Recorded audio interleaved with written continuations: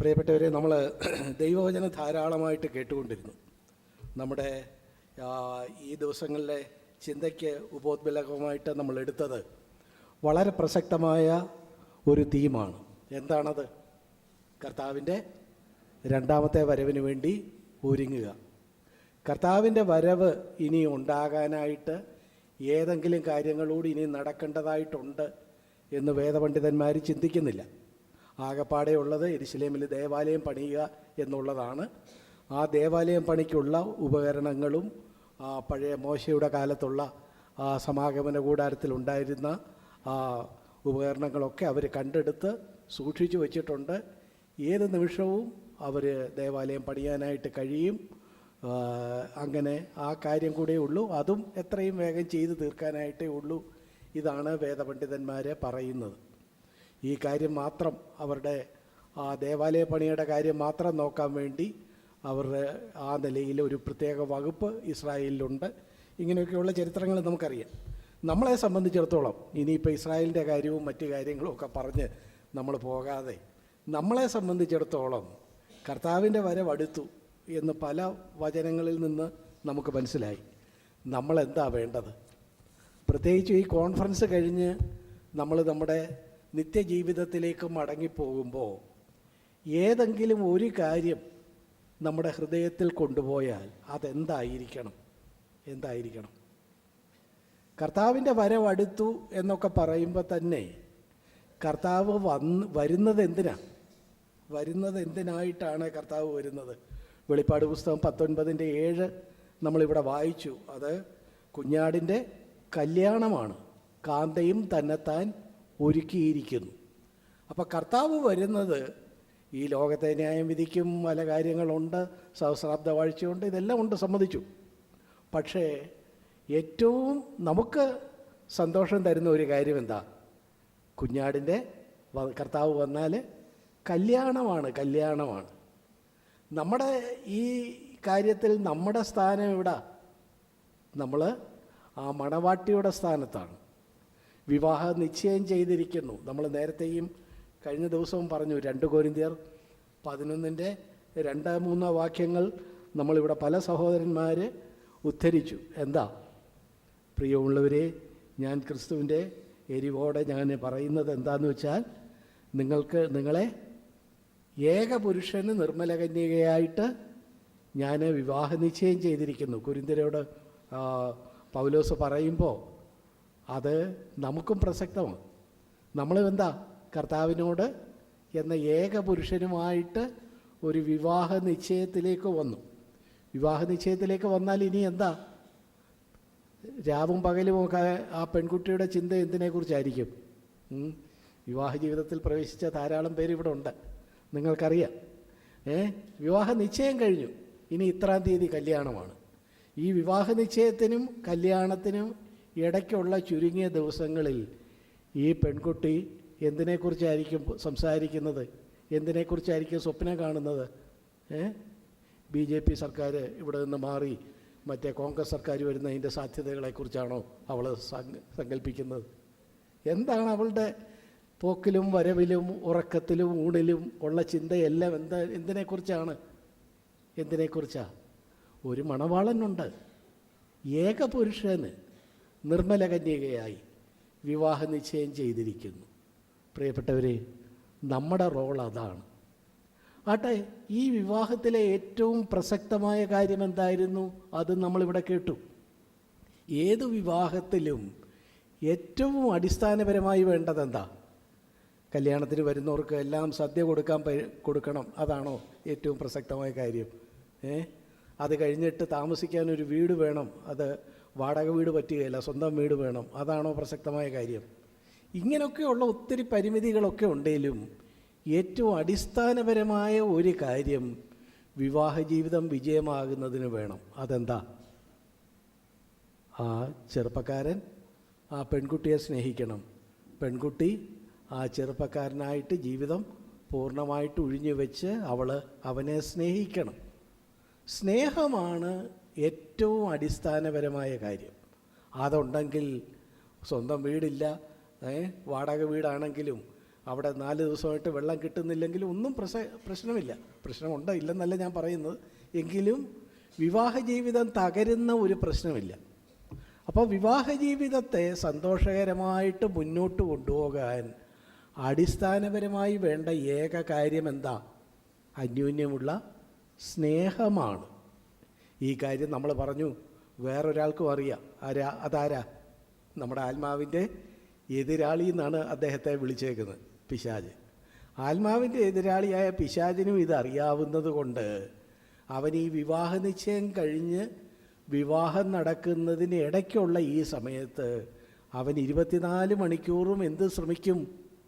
ഈ പെൺകുട്ടിയുടെ സ്നേഹം എടുത്തു കളയാനോ അല്ലെങ്കിൽ ആ സ്നേഹത്തെ മറ്റ് പലതിലേക്ക് ചാനലൈസ് ചെയ്യാനോ ശ്രമിക്കും. ആ കാര്യമാണ് 2 കൊരിന്ത്യർ 11 ആദ്യത്തെ വാക്യങ്ങളിലൊക്കെ നമ്മൾ വായിച്ചത്. ഇവൻ എന്ത് ചെയ്തതാ? ഇവൻ ഈ കാര്യത്തിൽ വലിയ പരിചയമുണ്ട്. അവിടെ പറയുന്നുണ്ട്, സർപ്പം ഹവ്വായെ ഉപായത്താൽ നേരത്തെ ചതിച്ച ആ പരിചയമൊക്കെ ഉണ്ട്. അങ്ങനെ പരിചയസമ്പന്നനായ പിശാച് എന്തു ചെയ്യും? പ്രിയപ്പെട്ടവരെ, ഈ ദിവസങ്ങളിൽ ഓവർ ടൈം ഇരുന്ന് അവൻ ശ്രമിക്കുന്നത് എന്താ? നമ്മുടെ ആ നിഷ്കളങ്കമായ, സിമ്പിൾ, ലളിതമായ, നിർമ്മലമായ കർത്താവിനോടുള്ള സ്നേഹത്തെ എടുത്തു കളയാനും ആ സ്നേഹത്തെ മറ്റ് പലതിലേക്കൊക്കെ ചാനലൈസ് ചെയ്യാനുമാണ് അവൻ ശ്രമിക്കുക എന്ന കാര്യമാണ് നമ്മളിവിടെ കേട്ടത്. നമ്മുടെ സഹോദരന്മാരെല്ലാവരും ഈ കാര്യങ്ങളൊക്കെ തന്നെയാണ് ആവർത്തിച്ച് പറഞ്ഞുകൊണ്ടിരുന്നത്. ഇങ്ങനെയാണെങ്കിൽ പ്രിയപ്പെട്ടവരെ, നമ്മൾ ഈ വസ്തുതയെ ഈ നിലയിൽ മനസ്സിലാക്കിയാൽ നമ്മുടെ മുമ്പിലുള്ള സമയം നമ്മൾ എന്തിന് ഊന്നൽ നൽകണം? എന്തിനാ ഊന്നൽ നൽകേണ്ടത്? കർത്താവേ, എൻ്റെ സ്നേഹം നഷ്ടപ്പെട്ടു പോകാൻ ഇടയാകരുത്. എൻ്റെ സ്നേഹത്തെ ഈ പിശാച് ഹവ്വായെ ഉപായത്താൽ ചതിച്ചതുപോലെ എൻ്റെ സ്നേഹത്തെ വേറൊരാളിലേക്ക്, പണത്തിലേക്ക്, ലോകത്തിലേക്ക്, ഇവിടുത്തെ സ്ഥാനമാനങ്ങളിലേക്ക്, ഇവിടുത്തെ അംഗീകാരങ്ങളിലേക്കൊക്കെ എൻ്റെ ഹൃദയത്തെ ആ നിലയിൽ വലിച്ചുകൊണ്ടുപോയി നിന്നോടുള്ള ഏകാഗ്രവും നിർമ്മലവുമായ ആ ഭക്തി കൈമോശം വരാനിടയാകില്ലേ? ഇതാണ് ഈ ദിവസങ്ങളിൽ, കർത്താവിൻ്റെ വരവ് അടുത്ത ദിവസങ്ങളിൽ നമുക്ക് ഒരു മണവാട്ടി എന്നുള്ള നിലയിൽ നമ്മുടെ ഹൃദയത്തിൻ്റെ ഏറ്റവും വലിയ പ്രാർത്ഥനയും നമ്മൾ ഗൗരവമായിട്ട് എടുക്കുന്ന കാര്യവും അതാണ്. പ്രിയപ്പെട്ടവരെ, ഈ നിലയിൽ നമ്മൾ ആ സ്നേഹത്തെക്കുറിച്ച് പറഞ്ഞപ്പോൾ സ്നേഹം നമുക്ക് നഷ്ടപ്പെടരുത്. ശരി, സ്നേഹം നഷ്ടപ്പെടരുത്. ഇനിയിപ്പോൾ കല്യാണത്തിന് ചുരുങ്ങിയ ദിവസമേ ഉള്ളൂ, നിശ്ചയം കഴിഞ്ഞു, വിവാഹം തൊട്ടു മുമ്പിലുണ്ട്. ആ ദിവസങ്ങളിൽ സ്നേഹം നഷ്ടമായി പോകാതിരിക്കാൻ വേണ്ടി എന്തോ വേണം? സ്നേഹത്തിൽ കൂടുതൽ നമ്മൾ വർദ്ധിച്ചു വരുന്നതിന് മുൻഗണന കൊടുത്താൽ നമുക്ക് ആ സ്നേഹം കൈമോശം വരാതെ അത് വർദ്ധിപ്പിച്ചു കൊണ്ടുപോകാൻ കഴിയും. പിശാചിനെ നമുക്ക് തോൽപ്പിക്കാനായിട്ട് കഴിയും. ഈ കാര്യങ്ങളൊക്കെ നമ്മൾ കേട്ടു. അതുകൊണ്ട് സ്നേഹത്തോട് ചേർന്ന് ആളുകളോട് ക്ഷമിക്കേണ്ട കാര്യങ്ങളുണ്ടെങ്കിൽ അതൊക്കെ ചെയ്യണം. ഇങ്ങനെയൊക്കെയുള്ള ഒത്തിരി പ്രായോഗിക കാര്യങ്ങൾ നമ്മൾ കേട്ടു. പ്രിയപ്പെട്ടവരെ, നമ്മളെ സംബന്ധിച്ചിടത്തോളം ഈ ദിവസങ്ങളിൽ ഈ സ്നേഹം വർദ്ധിച്ചു കിട്ടാൻ എന്തെങ്കിലും മാർഗമുണ്ടോ? സ്നേഹം എങ്ങനെയാണ് വർദ്ധിച്ചു കിട്ടുന്നത്? സ്നേഹം എന്ന് 100 വട്ടം ഒരു കടലാസ് എടുത്ത് എഴുതിയാൽ സ്നേഹം കൂടുമോ? സ്നേഹം കൂടാൻ എന്നാ മാർഗം? നമുക്ക് സംശയമുള്ളപ്പം ബൈബിളിൽ തന്നെയാണ് ഇതിനുള്ള മറുപടി ഉള്ളത്. 42-ാം സങ്കീർത്തനം 7-ാമത്തെ വാക്യം നമുക്ക് പരിചിതമായ ഒരു വാക്യമാണ്. നമ്മൾ നേരത്തെയും പറഞ്ഞിട്ടുണ്ട് എന്നെനിക്ക് തോന്നുന്നു. 42-ാം സങ്കീർത്തനത്തിൻ്റെ 7-ാമത്തെ വാക്യത്തിൽ ഒറ്റ നോട്ടത്തിൽ നമുക്ക് മനസ്സിലാകാത്ത ഒരു പ്രയോഗമുണ്ട്. അതെന്താ? ആഴിയെ വിളിക്കുന്നു എന്നാണ് ആ പ്രയോഗം. Deep calls to deep. ആഴത്തെ വിളിക്കുന്നു. ഒരു ആഴം മറ്റൊരാഴത്തെ വിളിക്കുന്നു. ഒരാഴം ഏതാ?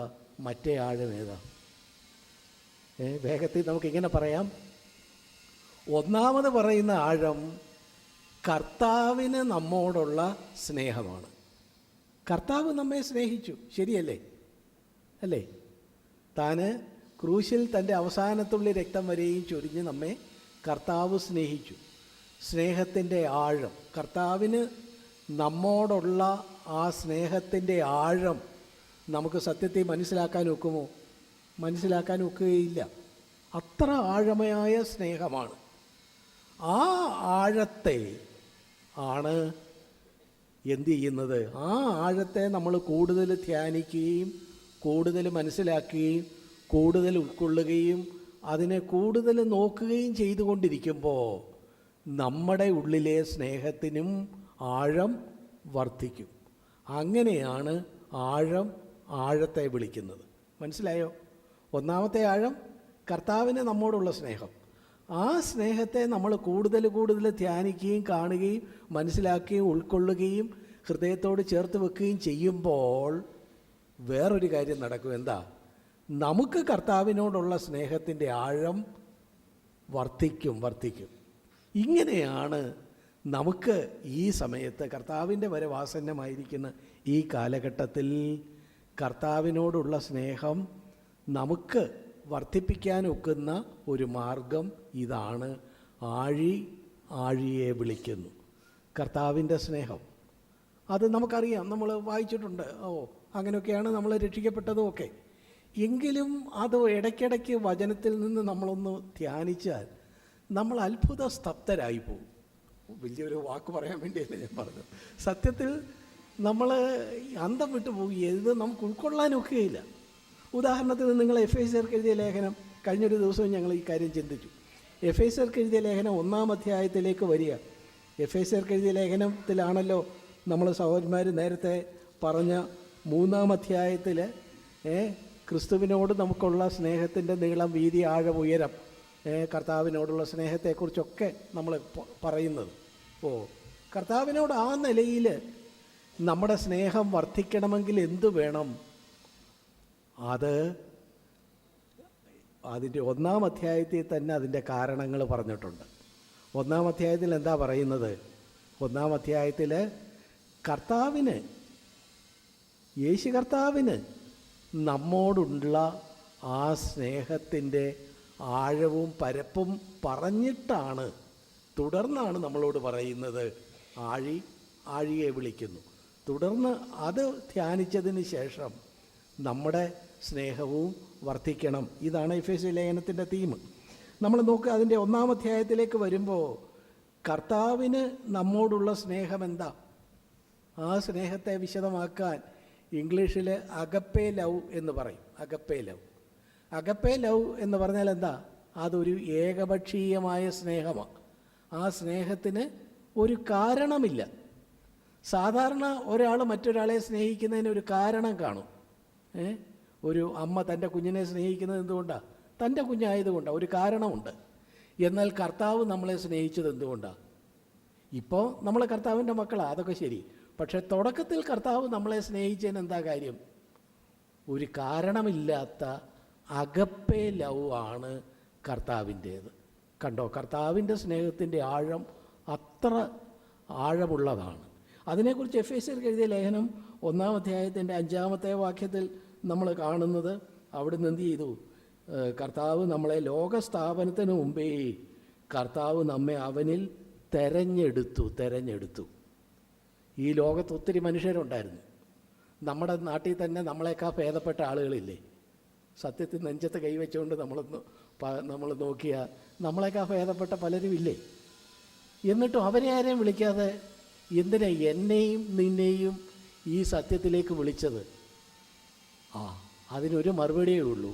കർത്താവ് ഈ കാലഘട്ടത്തെ നോക്കിയിട്ട് ആ കൂട്ടത്തിൽ നിന്ന് എന്നെയും നിന്നെയുമാണ് തിരഞ്ഞെടുത്തത്, അവരെ തിരഞ്ഞെടുത്തില്ല. കർത്താവേ, അതെന്താ അവരെ തിരഞ്ഞെടുക്കാൻ? എന്താ? നമുക്കറിഞ്ഞുകൂടാ. അവിടെ നിത്യതയിൽ ചെല്ലുമ്പം, നിത്യതയിൽ നിത്യകാലമാണല്ലോ, അന്ന് കർത്താവിനോട് കൂടെ ഇരിക്കുമ്പം കർത്താവിനോട് ഈ സംശയമൊക്കെ ചോദിച്ചു. ഇഷ്ടം പോലെ സമയമുണ്ട്, കർത്താവ് കാര്യങ്ങൾ പറയും. ഏതായാലും നമ്മളെ തിരഞ്ഞെടുത്തു. അതിന് വല്ല ന്യായവും ഉണ്ടോ? തിരഞ്ഞെടുക്കാൻ കൊള്ളാവുന്ന പാർട്ടികൾ വല്ലതും ആണോ നമ്മൾ? അല്ല. എങ്കിലും നമ്മെ തിരഞ്ഞെടുത്തു എന്നവിടെ പറഞ്ഞിരിക്കുക, ഭൂതകാലത്തിലൊക്കെ പറഞ്ഞിരിക്കുക.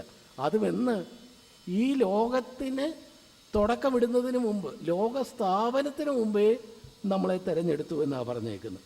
എന്നിട്ട് അതിൻ്റെ 5-ാം അധ്യായത്തിൽ നമ്മൾ തുടർന്ന് കാണുന്നത് എന്താ? യേശു ക്രിസ്തു മുഖാന്തരം നമ്മെ ദത്തെടുത്തു. തിരഞ്ഞെടുത്തുകൊണ്ട് മാത്രമായില്ല, ദത്തെടുത്തു. അത് കഴിഞ്ഞ് അതിൻ്റെ 1-ാം അധ്യായം അതിൻ്റെ 6-ാമത്തെ വാക്യം, അടുത്ത വാക്യം നോക്കുക. എന്താ? സ്നേഹത്തിൽ നമ്മെ മുൻനിയമിച്ചു, പ്രീഡെസ്റ്റൈൻ ചെയ്തു. നോക്കുക, ഇതിനൊന്നും ഒരു കാര്യമില്ല. നമ്മളെ മാത്രം തിരഞ്ഞെടുക്കാനും നമ്മളെ മാത്രം ദത്തെടുക്കാനും നമ്മളെ മാത്രം മുൻനിയമിക്കാനും ഒരു കാര്യം നമ്മളെ കാണുന്നില്ല. അതിൻ്റെ 1:7 വരുമ്പോൾ ഇതാ മറ്റൊരു കാര്യം, രക്തത്താൽ അതിക്രമങ്ങളുടെ മോചനമെന്ന വീണ്ടെടുപ്പ്, നമ്മളെ വീണ്ടെടുത്തു. അതിൻ്റെ 1:14 വാക്യത്തിലേക്ക് വരുമ്പോൾ അവകാശത്തിൻ്റെ അച്ചാരമായ പരിശുദ്ധാത്മാവിനാൽ നമ്മളെ മുദ്രയിട്ടു. നമ്മളെ ഇനി കളയുകയില്ല, നമ്മളെ എന്നും സ്വീകരിക്കും എന്നുള്ളതിൻ്റെ ഒരു മുദ്രയായിട്ട്, അതിൻ്റെ ഒരു ആ നിലയിൽ ഒരു അച്ചാരമായിട്ട് പരിശുദ്ധാത്മാവിനെ തന്നു എന്നാണ് നമ്മൾ കണ്ടത്. പ്രിയമുള്ളവർ, നിങ്ങൾ വീട്ടിൽ പോയിരുന്ന ഈ ഭാഗങ്ങളെടുത്ത് വായിച്ചു നോക്കിയാൽ നമ്മൾ അത്ഭുത പരതന്ത്രരായി പോകും. എന്തിനാ കർത്താവേ, എന്തൊക്കെയാണ് നീ ചെയ്തത്? നീ എന്നെ തിരഞ്ഞെടുത്തു, എന്നെ ദത്തെടുത്തു, എന്നെ മുൻ നിയമിച്ചു, എന്നെ വീണ്ടെടുത്തു, എനിക്ക് അവകാശത്തിൻ്റെ അച്ചാരമായി പരിശുദ്ധാത്മാവിനെ തന്നു. ഒന്ന് ചെയ്തിട്ട് തൃപ്തിയായില്ല, തിരഞ്ഞെടുത്തതുകൊണ്ട് മാത്രം തൃപ്തിയായില്ല. തിരഞ്ഞെടുത്തു, ദത്തെടുത്തു, മുൻ നിയമിച്ചു, വീണ്ടെടുത്തു, മുദ്രയിട്ടു. ഇനിയും പറഞ്ഞിട്ട് പരിശുദ്ധാത്മാവിന് അങ്ങോട്ട് തൃപ്തി വരാത്ത പോലെ. സഹോദരാ, ഇത് എന്തിനെക്കുറിച്ചാണ്? എന്നെയും നിന്നെയും വ്യക്തിപരമായിട്ട് നമ്മുടെ കർത്താവ് സ്നേഹിച്ചു. ഈ സ്നേഹമാണ് അഗപ്പേ ലവ്. ഈ സ്നേഹത്തിൻ്റെ ആഴത്തെ ഞാനും നീയും ധ്യാനിക്കുക. ഞാനും നീയും ധ്യാനിക്കുമ്പോൾ എന്ത് സംഭവിക്കും? പതുക്കെ നമ്മുടെ ഉള്ളിലും കർത്താവിനോടുള്ള സ്നേഹത്തിൻ്റെ ആഴം വർദ്ധിച്ചു വരും. ഇംഗ്ലീഷിൽ നമുക്കുള്ള അങ്ങോട്ടുള്ള സ്നേഹത്തെ ഫീലിയോ എന്നാണ് പറയുന്നത്. അതിനെക്കുറിച്ച് വേദപണ്ഡിതന്മാർ പറയുന്നത് അത് പ്രതികരണാത്മകമായ സ്നേഹമാണ്, ഏകപക്ഷീയമായ സ്നേഹമല്ല, അല്ലെങ്കിൽ ഒരു കാരണമില്ലാത്ത സ്നേഹമല്ല. ഒരു കാരണമുണ്ട്. കാരണം എന്താ? അവൻ ആദ്യം എന്നെ സ്നേഹിച്ചു, അതുകൊണ്ട് ഞാൻ അവനെ സ്നേഹിക്കുന്നു. കണ്ടോ? നമ്മുടെ സ്നേഹം അഗപ്പേ ലവ് അല്ല. നമ്മുടെ സ്നേഹം എന്താ?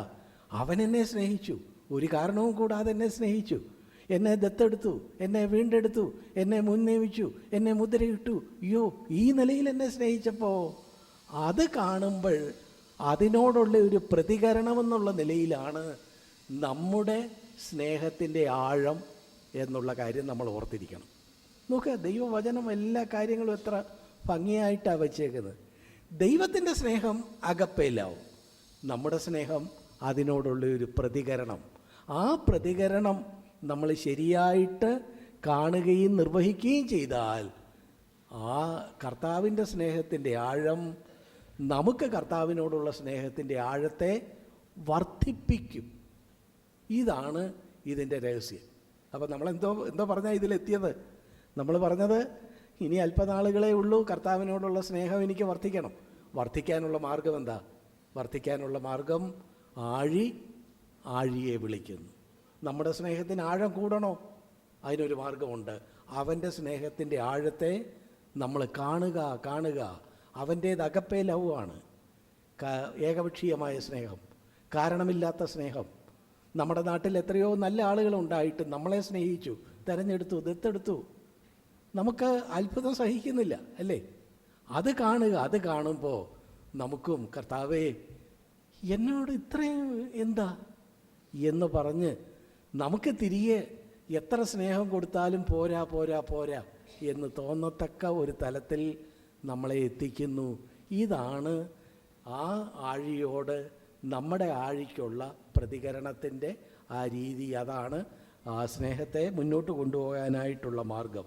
നമ്മൾ നോക്കുക, ഈ കാര്യങ്ങൾ നമ്മൾ കാണുമ്പോൾ ഫിലിപ്പിയർക്ക് എഴുതിയ ലേഖനം 3-ാം അധ്യായം 12-ാമത്തെ വാക്യത്തിൽ പൗലോസ് പറയുക, ക്രിസ്തുയേശുവിനാൽ ഞാൻ പിടിക്കപ്പെട്ടിരിക്കുന്നത് അതുകൊണ്ട് ഞാനും അത് പിടിക്കാമോ എന്ന് വെച്ച് പിന്തുടരുന്നു. ക്രിസ്തുയേശുവിനാൽ പിടിക്കപ്പെട്ടിരിക്കുന്നു. ക്രിസ്തുയേശുവിനാൽ പൗലോസ് എങ്ങനെ പിടിക്കപ്പെട്ടു?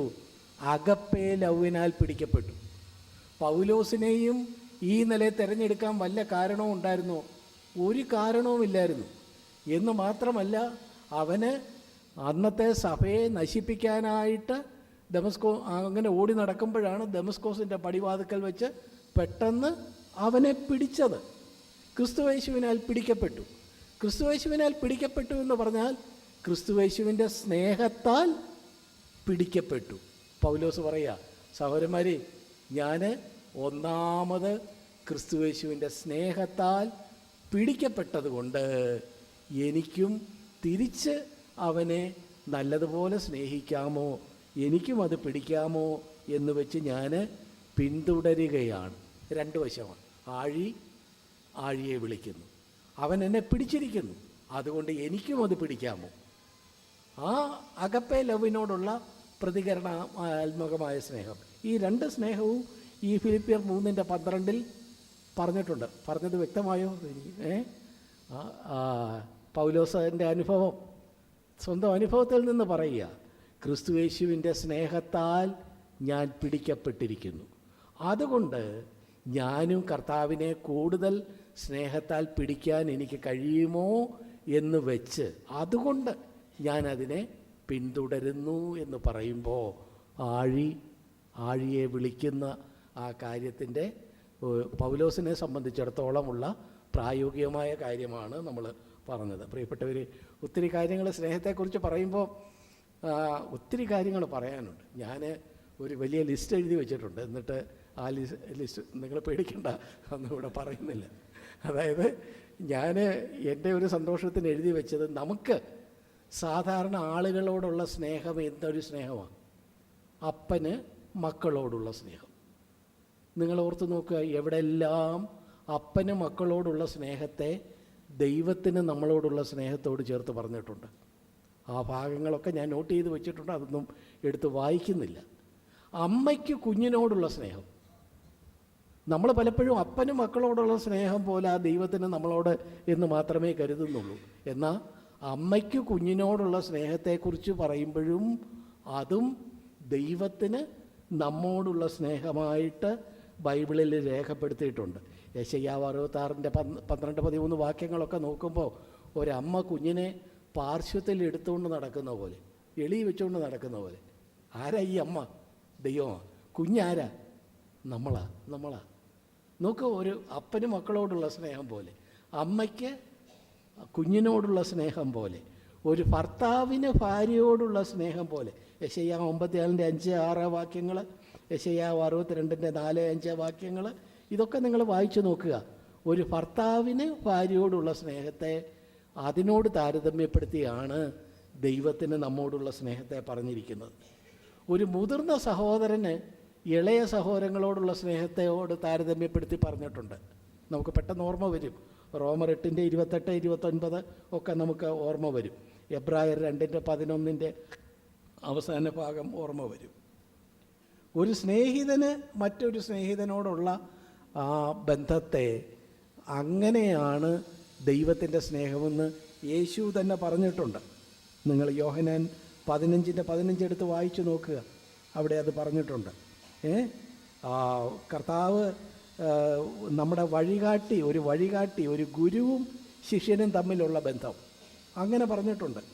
ചുരുക്കത്തിൽ ഒരു 7 കൂട്ടം മനുഷ്യർക്കറിയാവുന്ന ബന്ധങ്ങളോട് താരതമ്യപ്പെടുത്തി ദൈവത്തിന് എന്നോടും നിന്നോടുമുള്ള സ്നേഹത്തെ എന്ത് ചെയ്തിട്ടുണ്ട്?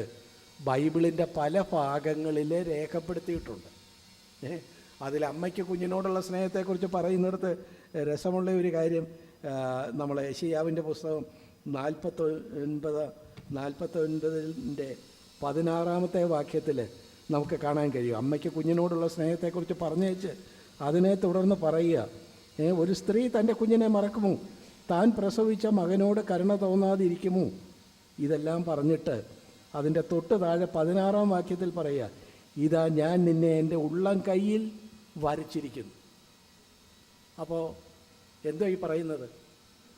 ഈ ഉള്ളം കയ്യിൽ ആരുടെ ഉള്ളം കയ്യാ? ദൈവത്തിൻ്റെ ഉള്ളം കയ്യാ. ദൈവത്തിൻ്റെ ഉള്ളം കൈ വരയുണ്ടോ? നിങ്ങൾ കൈയെടുത്ത് നോക്കിയാൽ നിങ്ങളുടെ കയ്യിൽ എന്തോ ഉണ്ട്? വരയുണ്ട്. ഈ വര നോക്കി ഈ ഹസ്തരേഖാശാസ്ത്രമൊക്കെ പറഞ്ഞ് ആളുകളെ കളിപ്പിക്കുന്ന ആളുകളെ നമുക്ക് അറിയാമല്ലോ, ചുറ്റുപാടുമുണ്ട്. എങ്കിലും എല്ലാവർക്കും എന്തുണ്ട്? കയ്യിൽ വരയുണ്ട്. ദൈവത്തിൻ്റെ കയ്യിലും വരയുണ്ടെന്നാണ് ഇവിടെ പറഞ്ഞത്. എന്നിട്ട് ആ വര ആരാ? വര നമ്മളാണ്.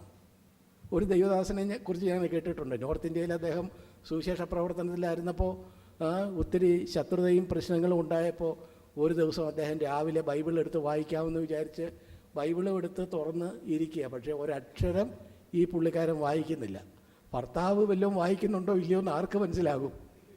ബാക്കി എല്ലാവരെയും കളിപ്പിക്കാൻ നമുക്ക് നമ്മുടെ ഭാര്യമാരെ കബളിപ്പിക്കാൻ ഒക്കുകയില്ല. ഇദ്ദേഹത്തിൻ്റെ ഭാര്യയ്ക്ക് മനസ്സിലായി അച്ചായൻ ഇന്ന് ഏതാണ്ട് പ്രശ്നമുണ്ട് എന്ന് മനസ്സിലായി. അപ്പോൾ അവർ തലേന്ന് കുടുംബ പ്രാർത്ഥനയ്ക്ക് വായിച്ച വാക്യം ഈ യെശയ്യാവ് 49:16 അപ്പോൾ ഈ സഹോദരി അടുക്കളയിൽ നിന്ന് ഓടി വന്നിട്ട് ബൈബിൾ എടുത്ത് ഉറച്ചു വായിച്ചു. അച്ചായ, ഇന്നലെ നമ്മൾ വായിച്ച വാക്യം ഉണ്ടല്ലോ, എന്തുവാ? ഇതാ ഞാൻ നിന്നെ എൻ്റെ ഉള്ളം കയ്യിൽ വരച്ചിരിക്കുന്നു. അപ്പോൾ നമ്മളെന്തോ പറഞ്ഞേ? നമ്മൾ ദൈവത്തിൻ്റെ ഉള്ളം കയ്യിലെ വരയാന്നാണ് പറഞ്ഞത്. അച്ചായനൊന്ന് എണ്ണിട്ട്, ദാണ്ട് ഞാൻ സോപ്പ് കൊണ്ടുവന്നു, കൈയൊന്ന് നല്ലപോലെ ഒന്ന് സോപ്പിട്ട് കഴുകിയിട്ട് തുടച്ചേച്ചൊന്ന് നോക്കി ആ വര പോയോന്ന്. വരയാണെങ്കിൽ നല്ലപോലെ കഴുകിയ വര പോകേണ്ടതല്ലയോ? അച്ചായൻ എണ്ണിട്ട് കഴുകി തുടച്ചു, പിന്നെയും നോക്കിയപ്പം വര അവിടെ തന്നെ ഉണ്ട്. ഓ, കൈയൊന്ന് കുടഞ്ഞേ വര പോകുമോയെന്ന് നോക്കാം. ഈ സഹോദരി, ഈ ഭർത്താവിനെ അറിയാവുന്ന ആ സഹോദരി അദ്ദേഹത്തിൻ്റെ ആ ഹൃദയരീതി അനുസരിച്ച് തന്നെ ഇടപെടുക. അച്ഛൻ കൈ ഒന്ന് കുടഞ്ഞ്, അദ്ദേഹം കൈ കുടഞ്ഞു വെച്ച് നോക്ക് വര പോയോ ഇല്ലയോ എന്ന് നോക്ക്. വര അവിടെ തന്നെ ഉണ്ട്. അയ്യോ, എന്തെല്ലാം സംഭവിച്ചാലും ദൈവത്തിൻ്റെ കയ്യിലെ വരയാണ് ഞാനെങ്കിൽ കൈ കഴുകിയാന്നോ ഞാൻ പോകുകയില്ല, കൈ കുടഞ്ഞാൽ ഞാൻ പോകുകയില്ല, കയ്യിൽ വേറെ വല്ലതും ഒന്ന് അടിച്ചാലാ ഈ വര പോകുകയില്ല. സഹോദരി, ഞാനും നീയും ദൈവത്തിൻ്റെ കയ്യിലെ വരയാണ്.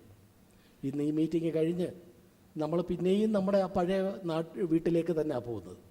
നമ്മളെ ഇഷ്ടമില്ലാത്ത അയൽക്കാർ, നമുക്കെതിരെ വിരോധം പറയുന്ന നമ്മുടെ ഓഫീസിലെ ആളുകൾ, ഇവരുടെ അടുത്തേക്കൊക്കെ തന്നെയാണ് പോകുന്നത്. പക്ഷേ അവരോട് സന്തോഷത്തോടെ എങ്ങനെ ഇടപെടാൻ കഴിയുന്നത്? ഇതെല്ലാം എനിക്കെതിരെ ഈ നിലയിലുള്ള ആളുകളുടെ ആ കണക്കുകൂട്ടലുകളും എല്ലാം ഉണ്ടെങ്കിലും, ശത്രുതകളുണ്ടെങ്കിലും, എനിക്കെതിരെ പിണക്കവും ആ നിലയിലുള്ള ഭിന്നതയും ഒക്കെ കൊണ്ടുവരുന്ന ആളുകൾ ചുറ്റുപാടുമുണ്ട്. ശരിയൊക്കെയാണ്. പക്ഷേ എനിക്ക് ഒരു കേടും സംഭവിക്കുകയില്ല. കാര്യം ഞാനെന്താ? ദൈവത്തിൻ്റെ കയ്യിലെ വരയാണ്. സാധാരണ മനുഷ്യൻ്റെ കയ്യിലെ വരവല്ലോ ചിലപ്പം എങ്ങനെയും പോകുമോ എനിക്കറിഞ്ഞുകൂടാ. ദൈവത്തിൻ്റെ കയ്യിലെ വരയാണ് ഞാനെങ്കിൽ പോകുന്ന പ്രശ്നമില്ല. പിന്നെന്തിനാ സഹോദരി നീ മുഖം മാടിയിരിക്കുന്നത്? എന്തിനായിരിക്കുന്നത്? ഇതൊക്കെയാണ് ബൈബിളിൽ പറഞ്ഞിരിക്കുന്നതാണ് യാഥാർത്ഥ്യം. നിന്റെ തോന്നലല്ല യാഥാർത്ഥ്യം. എപ്പോഴും നമ്മളെ സംബന്ധിച്ചുള്ള പ്രശ്നം നമ്മുടെ തോന്നലായ യാഥാർത്ഥ്യം. ബൈബിളിലെ റിട്ടണായിട്ട് പറഞ്ഞിരിക്കുന്നത് അത് പുസ്തകത്തിൽ രാവിലെ വൈകുന്നേരം വായിക്കാൻ വേണ്ടി വെച്ചേക്കുന്നു എന്നുള്ള നിലയിലാണ്. അങ്ങനെയല്ല വേണ്ടത്. ഇതാണ് യാഥാർത്ഥ്യം. നമ്മുടെ തോന്നലല്ല, നമ്മുടെ അനുഭവങ്ങളല്ല യാഥാർത്ഥ്യം. ഈ വചനത്തിലേക്ക് വരിക. ആ വചനം നമ്മോട് പറയുന്നു, ഒരപ്പൻ മകനെ സ്നേഹിക്കുന്ന പോലെ, ഒരമ്മ കുഞ്ഞിനെ സ്നേഹിക്കുന്ന പോലെ, ഒരു സ്നേഹിതൻ മറ്റൊരു സ്നേഹിതനെ സ്നേഹിക്കുന്ന പോലെ, ഒരു ഗുരു ശിഷ്യനെ സ്നേഹിക്കുന്നത് പോലെ, ഒരു മൂത്ത സഹോദരൻ ഇളയ സഹോദരനെ സ്നേഹിക്കുന്നത് പോലെ ഒക്കെ നമ്മളെ സ്നേഹിക്കുന്നു. മാത്രമല്ല നമ്മൾ അവിടുത്തെ കയ്യിലെ വരയുമാണ്. അങ്ങനെയെങ്കിൽ ധൈര്യത്തോടെ സന്തോഷത്തോടെ ആയിരിക്കരുതോ? ദൈവത്തിൻ്റെ സ്നേഹത്തെ കുറിച്ച് പറഞ്ഞാണ്, ആ സ്നേഹത്തെ ധ്യാനിച്ചാണ് നമ്മൾ ഈ ധൈര്യത്തിലേക്ക് എത്തിയത്. കണ്ടോ? അപ്പോൾ ആ സ്നേഹത്തെ ഇങ്ങനെ ധ്യാനിക്കുമ്പോൾ നമുക്ക് അങ്ങോട്ടുള്ള സ്നേഹം കൂടും, നമ്മുടെ ധൈര്യം കൂടും, മറ്റുള്ളവരോട് ക്ഷമിക്കാൻ എളുപ്പമാകും, മറ്റു പലരെ നമുക്ക് ഹൃദയത്തിൽ നിന്ന് വെറുതെ വിടാൻ കഴിയും. ഒത്തിരി ഗുണങ്ങൾ ഈ സ്നേഹത്തിനുണ്ട്. അതുകൊണ്ട് നമുക്ക് നമ്മുടെ മുമ്പിലുള്ള ദിവസങ്ങളിൽ വ്യക്തിപരമായിട്ട് നമുക്ക് ഈ സ്നേഹത്തിൽ നമുക്ക് കൂടുതൽ കർത്താവ് നമ്മളെ സ്നേഹിച്ച ആ സ്നേഹത്തെ കൂടുതൽ ധ്യാനിക്കാം. ഈ കർത്താവിൻ്റെ കയ്യിലെ വരയാണെന്ന് മാത്രമല്ല, എന്തെല്ലാം നമ്മുടെ ധൈര്യത്തിന് വേണ്ടി ദൈവവചനത്തിൽ പറഞ്ഞിട്ടുണ്ട്. ലൂക്കോസിൻ്റെ സുവിശേഷം 12-ാം അധ്യായം 6ഉം 7ഉം വാക്യങ്ങൾ നിങ്ങൾ നോക്കുക. അതിൻ്റെ 7ാമത്തെ വാക്യം, നിങ്ങളുടെ തലയിലെ മുടി പോലും എല്ലാം എണ്ണിയിരിക്കുന്നു, ആകയാൽ ഭയപ്പെടേണ്ട. നമ്മളെ സ്നേഹിക്കുന്ന ഒരു ദൈവമാണ് ഉള്ളത്. ആ ദൈവം എന്തോ ചെയ്തേക്കുന്നു, നമ്മുടെ തലയിലെ മുടി പോലും എണ്ണിയിരിക്കുന്നു. ഈ തലയിലെ മുടി എണ്ണിയിരിക്കുന്നു എന്ന് ലൂക്കോസ് 12:7 പറയുന്നതിന് വേദപണ്ഡിതന്മാർ രണ്ട് അഭിപ്രായം പറയാറുണ്ട്. തലയിലെ മുഴുവൻ മുടിയും എണ്ണിയിരിക്കുന്നു. ഏതാ? നമ്മുടെ തലയിൽ എത്ര മുടിയുണ്ട്? 1,86,318 മുടിയുണ്ട് എന്നിരിക്കട്ടെ. എന്നെപ്പോലെ തലയുടെ അകവും പുറവും ഒരേപോലെ ശൂന്യമായ ആളുകളെക്കുറിച്ചല്ല പറയുന്നത്. നിങ്ങളെപ്പോലെ സമൃദ്ധമായ മുടിയുള്ള ആളുകൾക്കൊക്കെ ഇത്രയും മുടിയുണ്ട്. 1,86,316 ഉണ്ട്. ഇത് മുഴുവൻ ആരറിയുന്നെന്നായി നമ്മൾ വായിച്ചത്? നമ്മുടെ തമ്പുരാൻ അറിയുന്നെന്ന്. എന്നിട്ട് അതേലെ ഒരെണ്ണം രാവിലെ താഴെ പോയാൽ, ഓ എൻ്റെ മകൻ്റെ 418ാമത്തെ മുടി ഇതാ താഴെ പോയിരിക്കുന്നു. താഴെ പോയ മുടിയുടെ നമ്പർ അറിയാം. വേദപണ്ഡിതന്മാരിങ്ങനെ ഈ നമ്പറിനെ 2 രീതിയിൽ പറയുന്നുണ്ട്. മൊത്തം മുടിയുടെ എണ്ണവും പറയുന്നുണ്ട്, വീണു പോകുന്ന മുടിയുടെ നമ്പറും ദൈവത്തിന് അറിയാം എന്നൊക്കെയാണ് ഇവർ വ്യാഖ്യാനിച്ചിട്ടുള്ളത്. ഏതായാലും നമുക്കത് സന്തോഷകരമായ വ്യാഖ്യാനമായതുകൊണ്ട് നമുക്കെടുക്കാം. പ്രിയ സഹോദര സഹോദരി, നീ പേടിക്കണ്ട. മുടിയെന്ന് വെച്ചാൽ എന്താ? ഏറ്റവും നിസ്സാരമായ കാര്യമാണ് അല്ലേ? മുടി ഉണ്ടെങ്കിലും മുടി ഇല്ലെങ്കിലും നമുക്ക് ജീവിക്കാം. അപ്പോൾ അങ്ങനെ ഉണ്ടെങ്കിൽ വളരെ നിസ്സാരമായ ഒരു കാര്യമാണ്. അതിൽ താഴെ വീണതിൻ്റെ ഇന്ന് എൻ്റെ മകളുടെ 412ാമത്തെ മുടി നിലത്ത് വീണു എന്ന് കണക്ക് സൂക്ഷിക്കുന്ന ഒരു തമ്പുരാനെന്ന് നമുക്ക് വിശ്വസിക്കാൻ തോന്നുമോ? വേറെ ദൈവത്തിന് എന്തെല്ലാം തിരക്കുണ്ട്. അതിൻ്റെ ഇടയിൽ നമ്മൾ ഓരോരുത്തരുടെയും ഇത്രയും നിസ്സാരമായ കാര്യങ്ങൾ വരെ സൂക്ഷിക്കുകയും കണക്ക് വയ്ക്കുകയും ചെയ്യുന്ന ഒരു ദൈവം. ആ ദൈവത്തെയാണ് നമ്മൾ പിൻപറ്റുന്നത്. ആകയാൽ ഭയപ്പെടണ്ട. തിരിച്ച് വീട്ടിൽ പോകുമ്പോൾ, തിരിച്ച് നാട്ടിലായിരിക്കുമ്പോൾ, തിരിച്ച് ഓഫീസിൽ ചെല്ലുമ്പോൾ, സഹോദര നീ ഭയപ്പെടണ്ട, സഹോദരി നീ ഭയപ്പെടണ്ട. എന്തുകൊണ്ടാണ്? നിൻ്റെ തലയിലെ നിസ്സാരമായ മുടിയെക്കുറിച്ച് പോലും അവിടുന്ന് കൺസേൺഡാണ്. അതിനെ തുടർന്ന് ലൂക്കോസ് 12:6 വേറൊരു കാര്യം പറയുന്നുണ്ട്. അതുകൂടെ പറഞ്ഞ് ഞാൻ എൻ്റെ വാക്കുകളെ അവസാനിപ്പിക്കാം. 2 കാശിന് 5 കുരികിലിനെ വിൽക്കുന്നുണ്ട്, അവയിൽ ഒന്നിനെ പോലും നിൻ്റെ സ്വർഗസ്ഥ പിതാവ് അറിയാതെ നിലത്ത് വീഴുന്നില്ലെന്നാണ് പറയുന്നത്. 2 കാശിന് 5 കുരികിലിനെ വിൽക്കുന്നുണ്ട്. നമ്മൾ ലൂക്കോസിൻ്റെ സുവിശേഷം 12:6 അനുസരിച്ച് 2 കാശിന് 5 കുരികിലിനെ കിട്ടും. എന്നാൽ മത്തായി 10:29 നിങ്ങളൊന്ന് വായിച്ചു നോക്കി. മത്തായി 10:29 പറയുന്നത്, കാശിന് 2 കുരികിലിനെ വിൽക്കുന്നില്ലയോ, അവയിൽ ഒന്നുപോലും നിങ്ങളുടെ പിതാവ് സമ്മതിക്കാതെ നിലത്ത് വീഴുകയില്ല. ഈ ലൂക്കോസ് 12:6 മത്തായി 10:29 രണ്ടും കൂടെ ഒന്ന് താരതമ്യം ചെയ്ത് നോക്കി. ഏതാണ്ട് കണക്കിനൊരു പ്രത്യേകതയില്ലേ? ഏതാണ്ട് ഒരു തെറ്റില്ലേ? എനിക്ക് സാധാരണ കണക്ക് അങ്ങനെ അറിഞ്ഞുകൂടാ. നിങ്ങളീ പലർക്കും കണക്ക് നന്നായിട്ട് അറിയാവുന്ന ആളുകളാണല്ലോ. അതായത് കാശിന് 2 കുരികിലിനെ വിൽക്കുന്നെന്നാണ് മത്തായി പറയുന്നത്. ഒരു കാശിന് എത്ര കുരികിൽ? കുഞ്ഞുങ്ങൾ പറയാമോ? ഒരു കാശിന് എത്ര കുരികിൽ? 2 കുരികിൽ. അപ്പം 2 കാശിന് എത്ര കുരികിലിനെ കിട്ടണം? 4 കുരികിലിനെ കിട്ടിയാൽ പോരായോ? ഒരു കാശിന് 2 കുരികിൽ, 2 കാശിന് 4 കുരികിൽ. ഇവിടെ കണ്ടോ, ലൂക്കോസ് 12:6 പറയുന്നു 2 കാശിന് 5 കുരികിലിനെ കിട്ടുന്നെന്ന്. അപ്പോൾ ലൂക്കോസിന് കണക്ക് തെറ്റിയോ? അതോ മത്തായിക്കാണോ കണക്ക് തെറ്റിയത്? ആർക്കാ തെറ്റിയത്? സത്യത്തിൽ എത്ര കിട്ടിയാൽ മതി? 2 കാശിന് 4 കുരികിലിനെ കിട്ടിയാൽ മതി. പക്ഷേ 2 കാശിന് 5 കുരികിലിനെ കൊടുക്കുന്നത് എങ്ങനെയാ? അവിടെയും വേദപണ്ഡിതന്മാർ നമ്മുടെ രക്ഷയ്ക്കെത്തുന്നുണ്ട്. അവർ അതിൻ്റെ ഹീബ്രു ഒക്കെ പറഞ്ഞിട്ട് പറയുന്നത് ഇങ്ങനെയാണ്. അതായത് ഒരു കാശിന് 2 കുരികിലിനെ കിട്ടും. എന്നാൽ ഒരാൾ 2 കാശ് കൊടുത്താൽ അയാൾക്ക് 4 കുരികിലിനെ കൊടുത്താൽ മതി. എന്നിട്ട് 4 കുരികിലിനെ കൊടുത്തിട്ട് ആ കച്ചവടക്കാരൻ ഒരെണ്ണത്തിനെ സൗജന്യമായിട്ട് കൊടുക്കും, 5ാമതൊന്നിനെ സൗജന്യമായിട്ട് കൊടുക്കും. അപ്പോൾ ഈ 5ാമത്തെ സൗജന്യമായിട്ട് കൊടുക്കുന്ന ആ കുരികിലിൻ്റെ വില എത്രയാണെന്നൊന്ന് ആലോചിച്ച് നോക്ക്. എന്തോ വിലയാണ് ഉള്ളത്. അങ്ങനെയുള്ള 5ാമത്തെ കുരികിൽ നിലത്ത് വീഴുന്നത് ആരറിയുന്നു? സ്വർഗസ്ഥ പിതാവ്.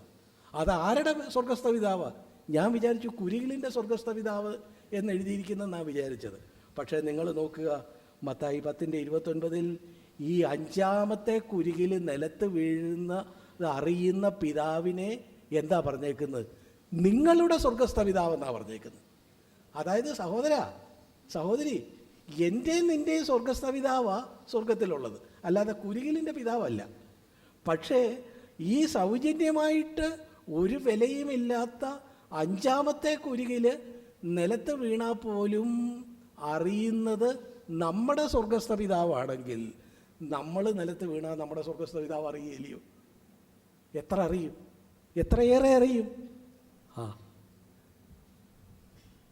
ഇങ്ങനെ നമ്മൾ പറഞ്ഞു പോയാൽ ഈ വചനങ്ങളെയൊക്കെ വള്ളിയോ പുള്ളിയോ മാറുകയില്ല എന്ന് നമ്മൾ വിശ്വസിച്ചേക്കുന്നതെങ്കിൽ സത്യത്തിൽ നിങ്ങൾക്ക് ഹൃദയത്തിൽ ധൈര്യമില്ലേ?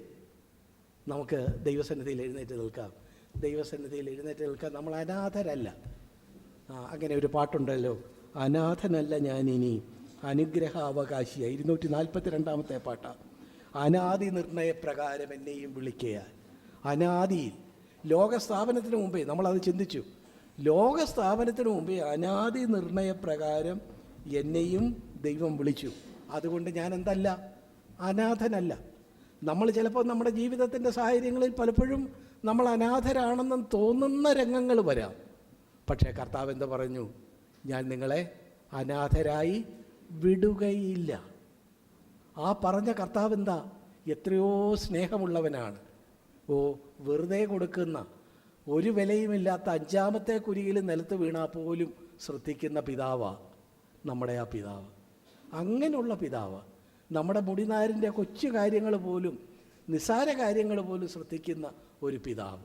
ആ പിതാവാണ്. അതുകൊണ്ട് അനാദി നിർണയപ്രകാരം എന്നെയും വിളിച്ചതിനാൽ വിനാശമില്ല എനിക്കിനി ആ നാശമില്ല. ഞാൻ അനാമയം, ആമയം എന്ന് വെച്ചാൽ ദുഃഖം, അനാമയം ദുഃഖമില്ലാതെ എനിക്ക് വസിക്കാം. നമ്മൾ പോകുക, മീറ്റിംഗ് കഴിഞ്ഞ് പോകുക, എന്തോ പാടിക്കൊണ്ടാ തിരിച്ച് ബസ്സിൽ പോകുന്നത്? അനാമയം വസിച്ചിടാ. അങ്ങനെ തന്നെ വസിക്കാനാണോ പോകുന്നത്? അങ്ങനെ തന്നെ വസിക്കാം. ദൈവവചനത്തിന് മാറ്റമില്ല. നമ്മുടെ തോന്നലുകളെയല്ല വിശ്വസിക്കേണ്ടത്, ദൈവവചനത്തെ വിശ്വസിക്കുക. അനാഥനല്ല ഞാനിനി അനുഗ്രഹാവകാശിയാ, അനാദി നിർണയ പ്രകാരം വിളിക്കയാ. വിനാശമില്ലെനിക്കിനി അനാമയം വസിച്ചിടാ. വിനാശമില്ലെനിക്കിനി അനാമയം വസിച്ചിടാ. ഇതെന്തു ഭാഗ്യം യേശുനാഥനോടു ചേർന്നു ഞാനിതാ. കരുത്തനാമവൻ കരത്തിനാൽ പിടിച്ചിരിക്കയാ. ഒരുത്തനും പിടിച്ചു വേർപിരിക്കുവാൻ കഴിഞ്ഞിടാ. വിരുദ്ധമായി വരുന്നതൊന്നും ഏതുമേ ഭയന്നിടാ. വിരുദ്ധമായി വരുന്നതൊന്നും ഏതുമേ ഭയന്നിടാ. ഇതെന്തു ഭാഗ്യം യേശുനാഥനോടു ചേർന്നു ഞാനിതാ. ഇത്ര ശ്രേഷ്ഠനാഥനെന്റെ മിത്രമായി ഭവിച്ചുക. ഇത്ര ശ്രേഷ്ഠനാഥനെന്റെ മിത്രമായി ഭവിച്ചുക. ഇതെന്തു ഭാഗ്യമേശുനാഥനോടു ചേർന്നു ഞാനിതാ. പ്രിയപ്പെട്ടവരെ, നമ്മൾ പാടിയത് ഇത്ര ശ്രേഷ്ഠനായ വലിയവനായ ദൈവം, ഈ ലോകത്തെ സൃഷ്ടിച്ചവൻ, ഈ ലോകത്തിന് അടിസ്ഥാനമിട്ടവൻ, ആ വലിയവനായ ദൈവം, സർവശക്തൻ, സർവജ്ഞാനി, സർവവ്യാപി, ആ നിലയിലുള്ള നമുക്ക് സങ്കല്പിക്കാവുന്ന എല്ലാ ശക്തിയുടെയും കേദാരമായ അവിടുന്ന്, ആ വലിയ ദൈവം ഈ ലോകത്തെ സൃഷ്ടിക്കുന്നതിന് മുമ്പ് എന്നെയും നിങ്ങളെയും തിരഞ്ഞെടുത്തു. നമ്മളെ ദത്തെടുത്തു, നമ്മളെ മുൻ നിയമിച്ചു. പ്രിയപ്പെട്ടവരെ, നമ്മളെ വീണ്ടെടുത്തു, നമ്മളെ മുദ്രയിട്ടു. ഹല്ലേലൂയ. ഒരു പിതാവിനെ പോലെ, ഒരു മാതാവിനെ പോലെ, ഒരു മുതിർന്ന സഹോദരനെ പോലെ, ഒരു സ്നേഹിതനെ പോലെ, ഒരു ഗുരുവിനെ പോലെ, ഒരു വഴികാട്ടിയെ പോലെ നമ്മളെ ആ നിലയിൽ സ്നേഹിക്കുന്നു. പ്രസന്റ് ടെൻസിലാണ് ആ സ്നേഹത്തെക്കുറിച്ച് പറഞ്ഞിരിക്കുന്നത് എന്ന് നമ്മൾ കേട്ടല്ലോ. ആ സ്നേഹം കഴിഞ്ഞകാല സ്നേഹമല്ല, ഇപ്പോഴും നമ്മെ സ്നേഹിക്കുന്നു. നമ്മുടെ ഏറ്റവും നിസ്സാരപ്പെട്ട കാര്യങ്ങൾ പോലും അവിടുന്ന് അറിയുന്നു. ആ നിസ്സാരമായ വിലയില്ലാത്ത 5-ാമത്തെ കുരികൽ നിലത്ത് വീണാൽ അതറിയുന്നത് കുരികലുകളുടെ പിതാവല്ല, അതറിയുന്നത് മറിച്ച് ആരാ? സ്വർഗസ്ഥനായ നമ്മുടെ പിതാവ് ആ കുരികലിൻ്റെ കാര്യം പോലും അറിയുന്നെങ്കിൽ അവിടുന്ന് മക്കളായ നമ്മുടെ കാര്യം എത്രയേറെ അറിയും. സന്തോഷത്തോടെ, ധൈര്യത്തോടെ, ദൈവവചനത്തിലുള്ള ഉറപ്പോടെ നമുക്ക് നമ്മുടെ ഭവനങ്ങളിലേക്ക് പോകാം. നമ്മളെ സ്നേഹിക്കുന്ന വലിയ ദൈവം, ആ സ്നേഹത്തിൻ്റെ ആഴത്തെ കാണുക. ആ ആഴത്തെ കാണുമ്പോൾ ആഴിയെ വിളിക്കും. ആ സ്നേഹത്തെ ധ്യാനിക്കുക, അവിടുത്തെ കരുതലിനെ കാണുക. Hallelujah, hallelujah, hallelujah.